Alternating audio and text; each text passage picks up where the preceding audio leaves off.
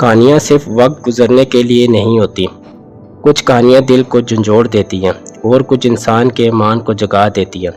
آج کی کہانی ایک ایسے شخص کی ہے جس کے پاس کچھ نہ تھا، مگر اس کا دل یقین سے بھرا ہوا تھا، اللہ پر یقین تھا۔ عبدالحکیم ایک سادہ انسان، چہرے پہ تھکن مگر آنکھوں میں چمک، وہ چمک جو صرف اس دل میں ہوتی ہے جو اللہ پر بھروسہ کرتا ہے۔ ایک پرانے مٹی کے گھر میں رہنے والا، بیوی باحیا، دو چھوٹے بچے۔ روز فجر کے وقت اٹھتا، قرآن پڑھتا، دعا مانگتا اور پھر خالی جیب لیے رزق کی تلاش میں نکل جاتا۔ کبھی مزدوری ملتی، کبھی خالی ہاتھ لوٹتا، مگر کبھی زبان سے شکایت کا ایک لفظ نہ نکلتا۔ پھر ایک دن سخت بارش ہوئی، گاؤں کی گلیاں کچڑ سے بھر گئیں، کام بند ہو گیا، دن گزرا، فاقہ ہوا۔ دوسرا دن آیا، بچے روتے روتے سو گئے، بیوی بولی، کچھ کیجئے، گھر میں کچھ بھی نہیں بچا۔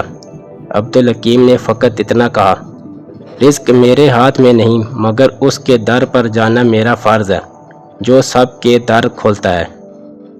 سرد رات تھی، کمبل پرانے، لیکن بھوک کی شدت سردی سے زیادہ۔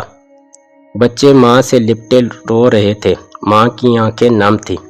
عبدالحکیم باہر نکلا، آسمان کی طرف دیکھا اور پکارا، میرے صبر کا پیمانہ لبریز ہو رہا ہے، میں فقیر ہوں تیرے در کا، میرے بچوں کو دیکھ لے۔ پھر وہ لوٹا، دروازہ بند کیا، وضو کیا اور سجدے میں گر گیا۔ وہ روتا رہا اور کہتا رہا، میرے پاس کچھ نہیں، مگر میرا یقین تیرے ساتھ ہے۔ تو آزما رہا ہے، لیکن میں تیری رحمت سے نا امید نہیں۔ وہ سجدہ شاید اتنا سچا تھا کہ آسمان بھی لرز گیا۔ اور پھر دروازے پر دستک ہوئی، بیوی نے دروازہ کھولا۔